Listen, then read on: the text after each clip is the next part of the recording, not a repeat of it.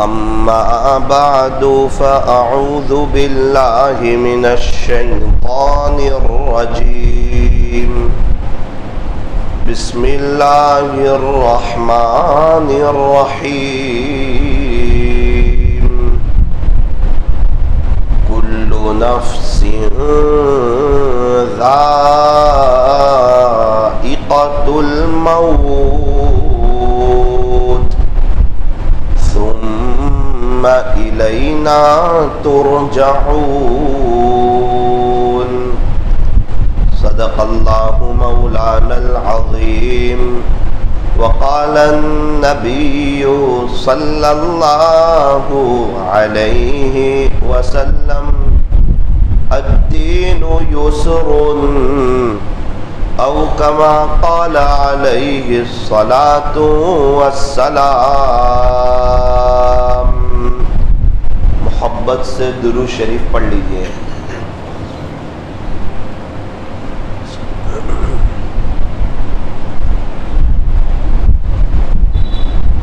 بزرگان محترم اور عزیز نوجوانوں،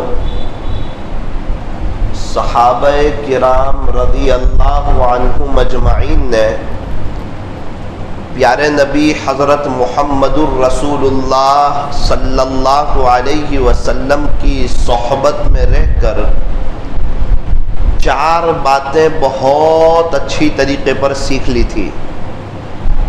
سب سے پہلی چیز یہ سیکھی تھی کہ یہ دنیا فانی ہے، یہ دنیا ختم ہو جانے والی ہے، یہ دنیا دار الفنا ہے، فنا کا گھر ہے، یہ دنیا باقی رہنے والی نہیں ہے.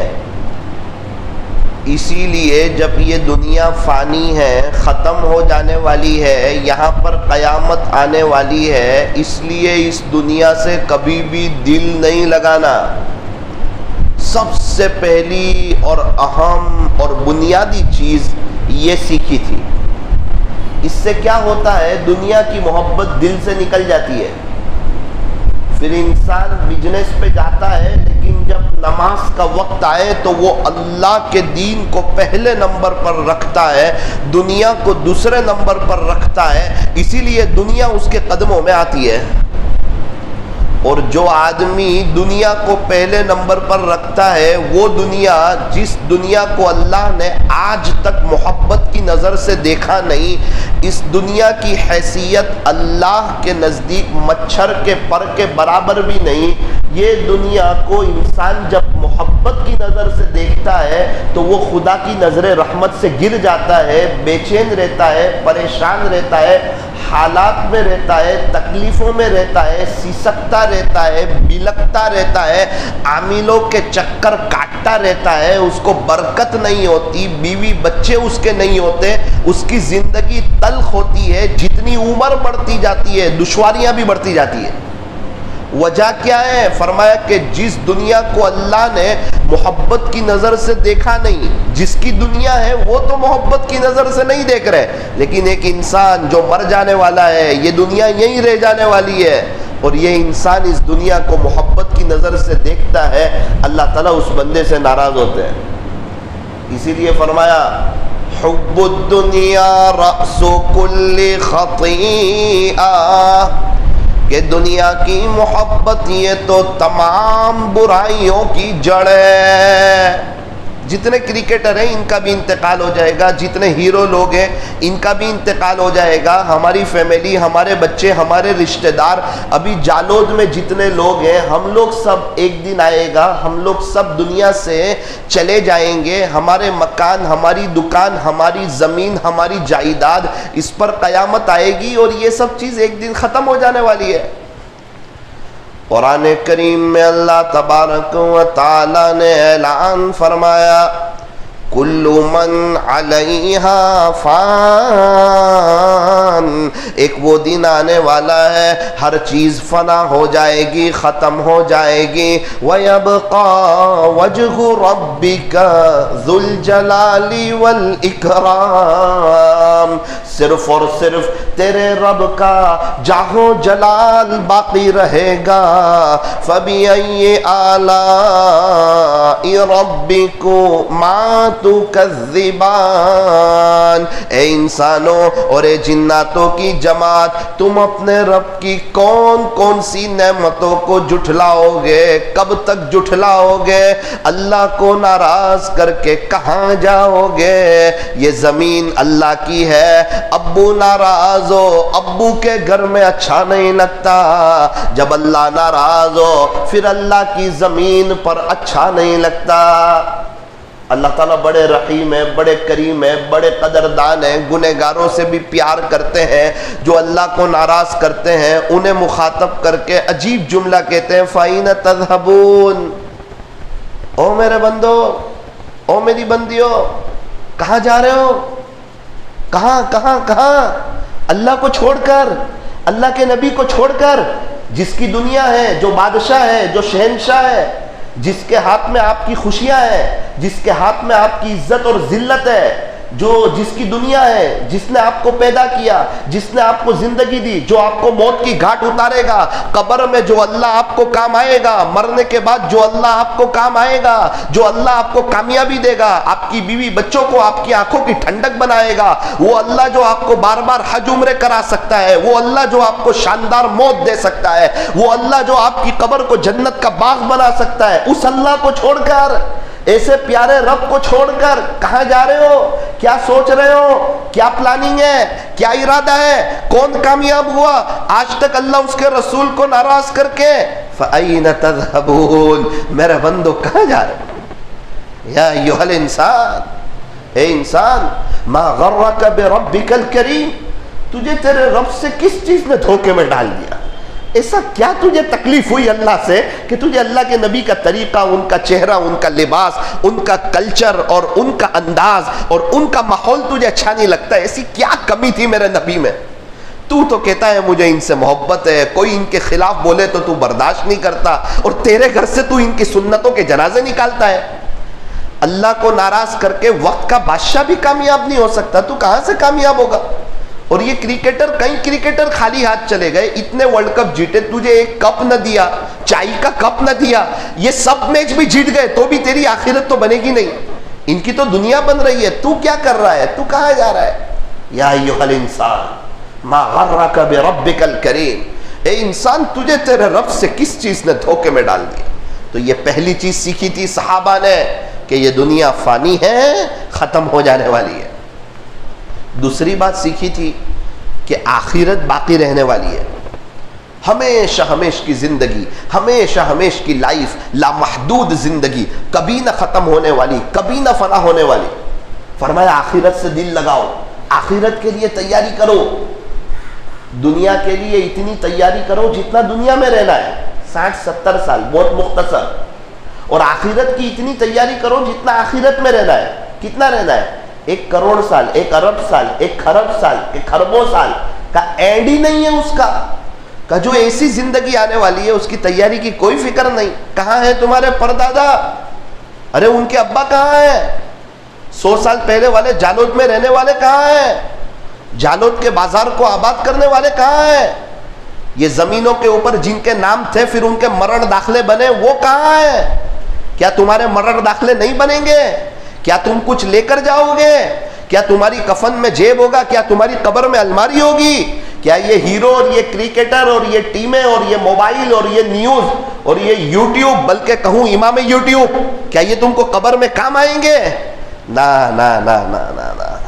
الیوم نختم علی افواہہم، قیامت کے دن ایک وقت ایسا آئے گا تمہارے ہونٹ بند کر دیے جائیں گے، اللہ حساب کتاب لے رہے ہوں گے، وتکلمنا ایدیہم، تمہارے ہاتھ بولیں گے کہ موبائل کا کیسا استعمال کیا تھا، وتشہد ارجلہم، اور تمہارے پیر گواہی دیں گے کہ چل کر کے کہاں گئے تھے، گناہوں کی طرف گئے تھے یا مسجدوں کی طرف گئے تھے۔ ایک انکم ٹیکس والے کو حساب نہیں دے سکتے، اپنے اللہ کو کیسے حساب دے سکیں گے؟ نیک ہو جاؤ، نبی کے طریقوں پر آ جاؤ تو اللہ کو رحم آئے گا، اللہ پیار کریں گے۔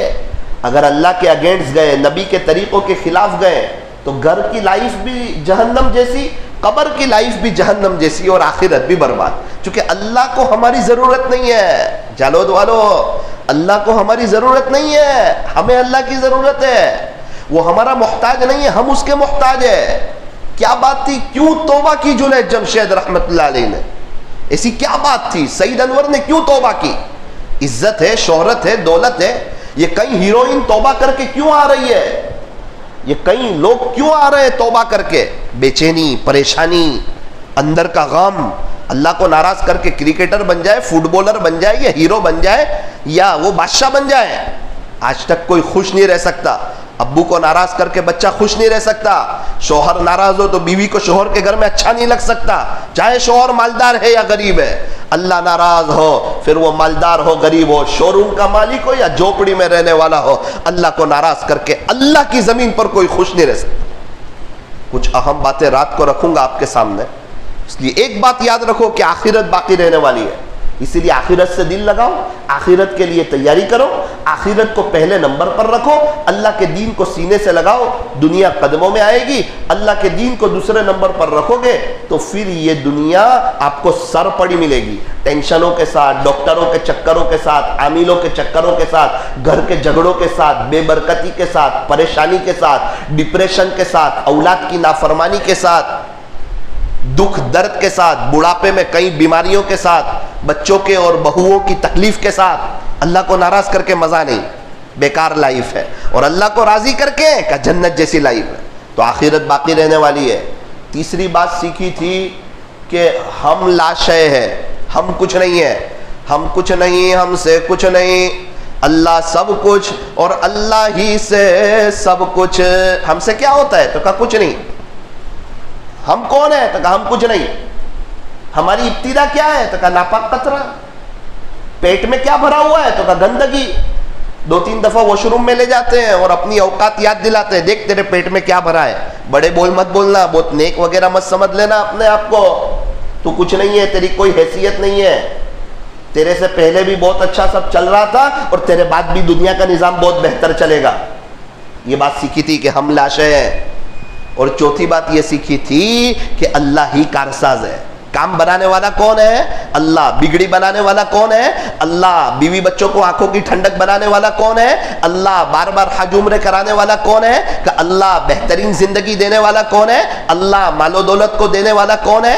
اللہ۔ ایمان کے ساتھ موت دینے والا کون ہے؟ اللہ۔ بغیر حساب کتاب کے جنت دینے والا کون ہے؟ اللہ۔ پیارے نبی کے ہاتھوں حوض کوثر پر جام کوثر پلانے کی توفیق دینے والا کون ہے؟ کہ اللہ ہے۔ یہ سب کچھ اللہ کا ہے، تو ایک اللہ کا ہو جا، اللہ کے سارے فیصلے تیری فیور میں ہو جائیں گے۔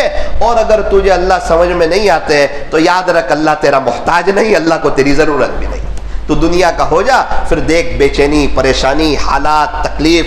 تو 1,20,000 کما لے، سال کے آخر میں کسی کا 1.5 لاکھ کا آپریشن، تجھے مزہ نہیں آئے گی اللہ کو ناراض کر کے اللہ کی زمین پر۔ میرے عزیزو، یہ باتیں میں کوئی غصے میں نہیں کہہ رہا ہوں، ایک درد دل کے ساتھ کہہ رہا ہوں۔ میں ہوں یا آپ ہوں، یہ زمین اللہ کی ہے، بادشاہ اللہ ہے، شہنشاہ اللہ ہے۔ ضرورت اس بات کی ہے کہ جنید جمشید کی طرح، سعید انور کی طرح، انضمام الحق کی طرح نقد توبہ کر کے زندگیاں چینج کی جائے۔ ہم لوگ وظیفے چینج کرتے ہیں، زندگیاں چینج کی جائے، اپنے آپ کو اللہ کے حوالے کیا جائے کہ کبھی مر جائے اور جس رات قبر میں ہو تو مزہ آئے۔ جس طرح شادی کی پہلی رات آتی ہے، اس طرح قبر کی بھی پہلی رات آتی ہے۔ ابھی ہمارے ایک دوست 17 سال کی عمر، سون گٹھ میں، مجھے فون آیا ساتھی کا، میں نے بولا کیا ہوا، کیسے؟ میں نے مولانا وہ لڑکا آپ سے بات کرتا تھا، میں نے بولا ہاں، انتقال ہو گیا۔ ارے کیا بات کر رہے ہیں؟ پوری بستی جمع ہو گئی، امی رو رہے ہیں، ابو رو رہے ہیں۔